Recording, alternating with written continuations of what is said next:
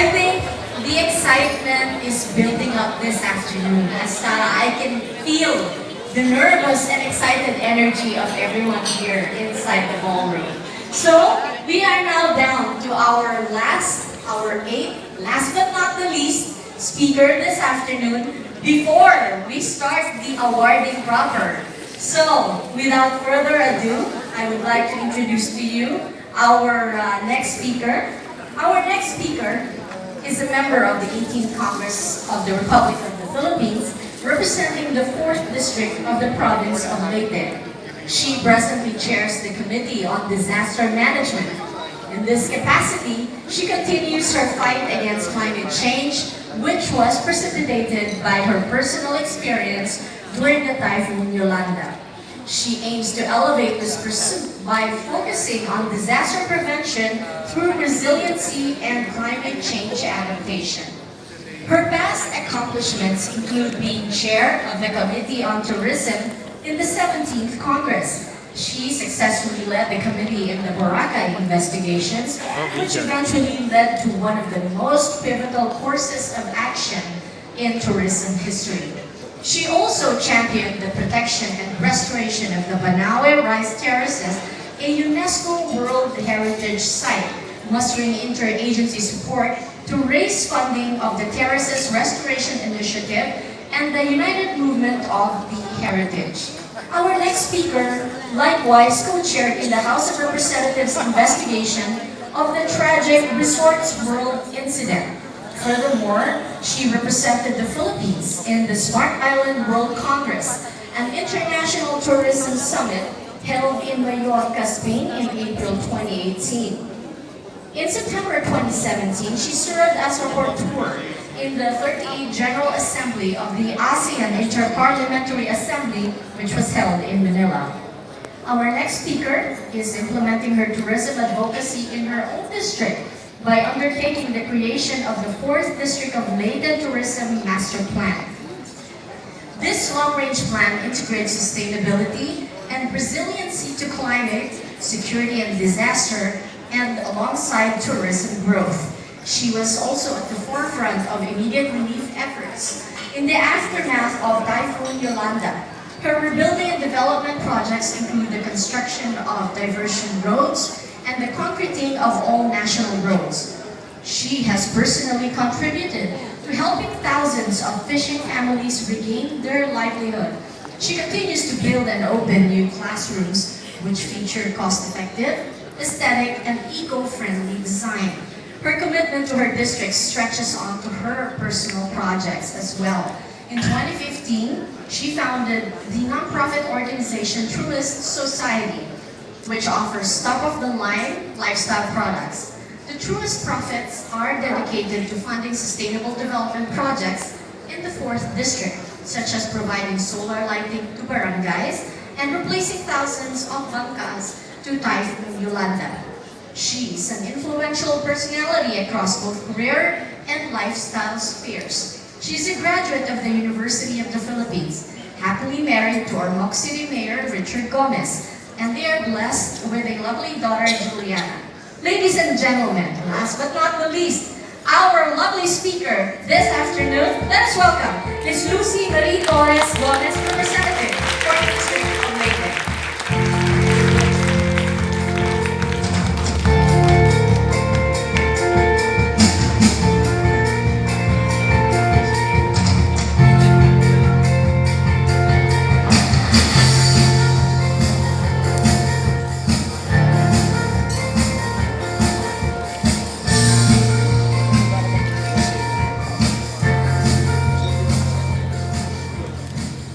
Good afternoon, everyone.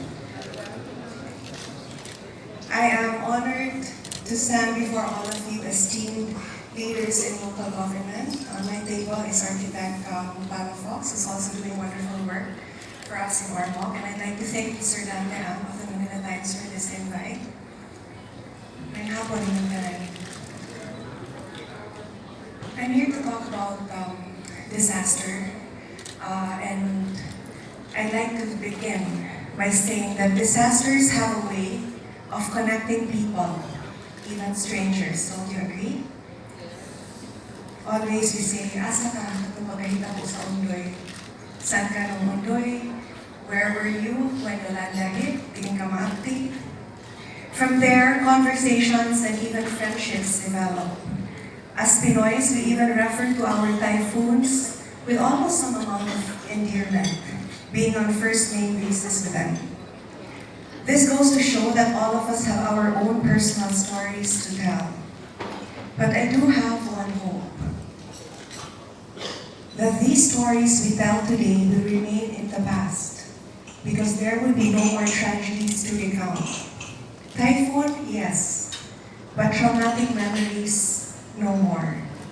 I hope and pray that our stories will teach the future, not just to survive, but to thrive. Perhaps for the first time in our country's history, we managed to sustain an admirable, and I dare say, covetable GDP growth which has hovered above 6% despite global fluctuations. We have maintained such economic dynamism for the past 10 years and have proven to ourselves and the world that economic progress is possible. We are certainly not yet in the list of the richest countries in the world, but we are definitely riding the trajectory.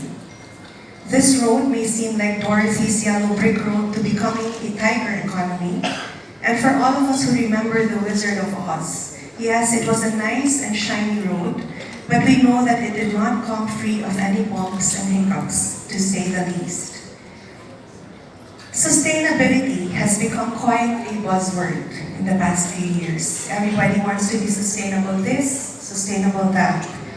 In my humble opinion, as long as all these efforts are done within the proper context, it is all well and good. In fact, these are what we need in our country today.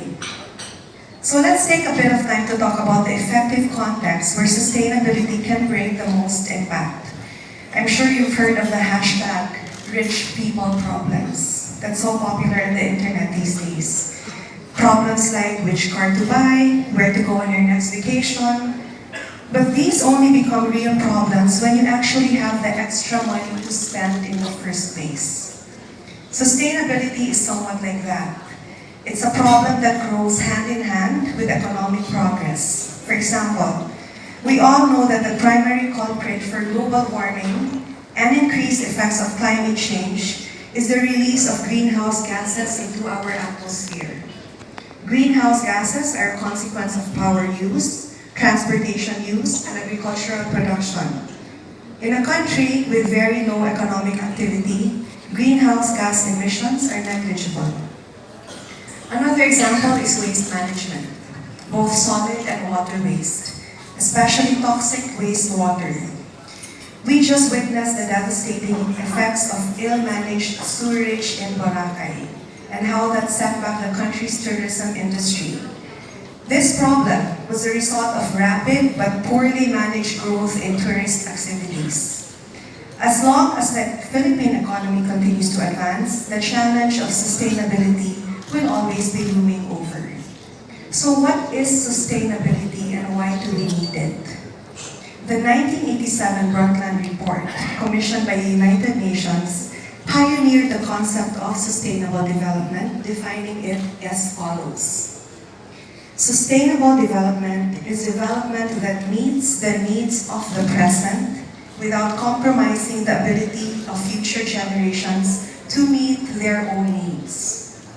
Sustainability then begs the question, are our actions today going to diminish our children and grandchildren's ability to meet their own needs? This means, are we leaving behind a country, a planet for that matter, that still provides the next generations with clean air, clean water, habitable climate and weather, fertile soil and other natural materials? Or are we leaving behind a planet with depleted resources, with scarcity of clean air and water, and that is way too hot for animal and plant life to thrive? The latest UN Sustainable Development Goals include building or retrofitting cities into sustainable cities. Cities occupy only 3% of the Earth's land. Yet more than half of the world's population live in cities. So what can we do to make cities sustainable? I hope that in developing our model cities and municipalities, we consider the following components. Renewable energy, which is the best way to help reduce or avoid dumping carbon emissions into the atmosphere. And I'm proud to say, and we are really lucky that Ormoc City and the municipality of Cananga, both in my district, Ormoc under the leadership of Mayor Richard, are the world's second largest producer of clean geothermal energy. Let us also push for the use of solar energy, since new technologies are now more affordable, especially at the household and small business scales. Water management. It seems that the Philippines has a love-hate relationship with water. Firstly, the entire country is surrounded by water, yet we just experienced one of the worst water crises this past summer. Sometimes we get drought and sometimes we get flooded. Bipolar. There is definitely so much we need to do in this field. One thing's for sure, our country is blessed with rich water resources above ground, like lakes and rivers, as well as underground through watersheds and aquifers. Third, biochar and soil. I learned from one of my projects in the district that soil fertility is very critical. We all need food, and we are still largely an agricultural economy, so I hope we embrace that more. Last year, we invited a friend we met in Spain to teach Ormocanons how to produce and use biochar. This is farm waste that is burned in such a way that retains the carbon in solid form and is used as fertilizer. His name is Christopher, by the way, our friend from Spain. So this means we're not adding to greenhouse gas emissions in the atmosphere. On top of that, biochar makes the soil more fertile, thus increasing the farm's yields.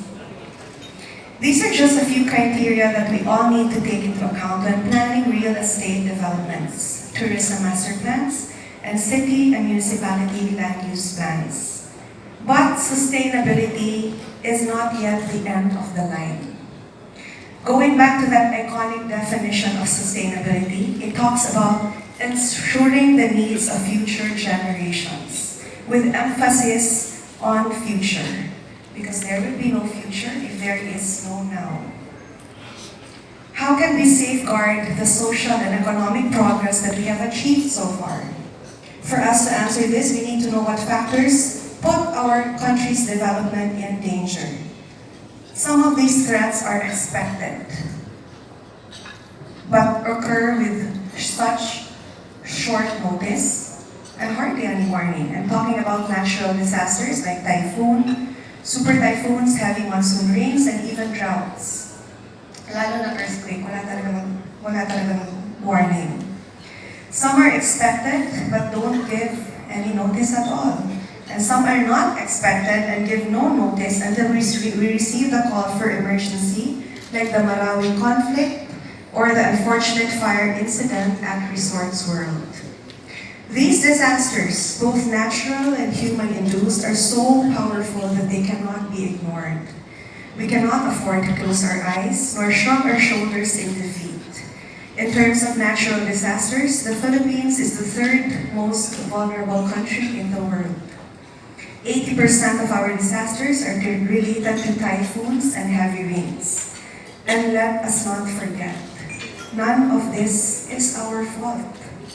We just happen to be sitting on the wrong side and the wrong corner of the Pacific Ocean, exposing our archipelago to the highest intensity and frequency of storms. It's not fair, but we have to be prepared all the same. Kami nga in Ormoc, we're done with saying, Lord, please, huwag sana kaming maabutan ng typhoon kasi talagang maabutan kami. What we do na lang is, Lord, please let us be prepared for that typhoon. Let me reiterate the facts of our worst climate-related disaster in 2013, Typhoon Yolanda, and how it affected the Filipino people and our economy. 7,800 dead, 4 million people displaced, and $12.4 billion in damages. 5 years thereafter, we still have not closed the books in rehabilitating Yolanda-affected communities. And now we are tasked with another challenge, that of rebuilding Marawi. It may seem odd to say that we can have more influence in avoiding another Marawi than avoiding another super typhoon from wreaking havoc on our nation. At this point, it is easier to work on peace than slow down global warming. But nevertheless, preventing disasters is, no doubt, a Herculean task that would involve superhero abilities. But we are all here with human abilities, so I would like to focus on what is possible and what is doable. How can we safeguard Filipinos and our social and economic infrastructures from disaster? My answer to this is to arm Filipino communities with resiliency and adaptation. At the onset of my leadership of the Committee on Disaster Management at the House of Representatives of this 18th Congress, I want to put forward a focus on resiliency, which is the ability to bounce back from disasters, and adaptation, developing infrastructure that protects and diffuses the effects of disaster on people and structures. Sabi nga ni Ernie Baron, knowledge is power. Being resilient to super typhoons means we already have systems in place for what needs to be done before, during, and after storms. On this note, I would like to applaud all the LGUs that have installed well-functioning local disaster risk reduction management offices and the NDRRMC for its leadership.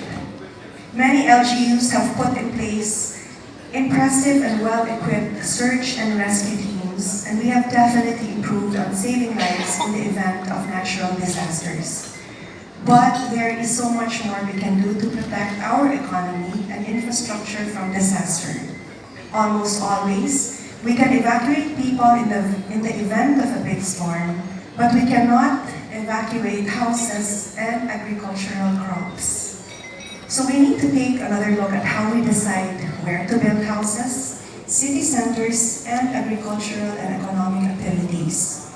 We need to have area risk profiles down to the barangay level, so urban planners and local chief executives are better informed in proposing and approving housing and economic activities. This means that if an area's risks far outweigh the socio-economic benefits, then such location is not viable. We need to employ technologies that reduce the impact of flooding and strong winds in our crops, so farmers don't have to gamble their family's income on the whims of the weather. We need to retrofit old buildings in high-risk areas and not wait for disaster to hit them. Disaster preparedness, resiliency, and adaptation are as important as planning for socio-economic growth. Allowing our country to be vulnerable and helpless against disaster is like building sandcastles. We can only marvel at what we have achieved as long as the next big wave doesn't wash it away. I dream of a day when the waves do come, and yet we stand strong and are able to keep our castle intact. For we need to be this strong to project what we achieve today. For today is the foundation of what we leave behind for future generations. And remember this in closing: sustainability refers to the future, but disaster resiliency takes care of today. Thank you, and hapon natin kayo.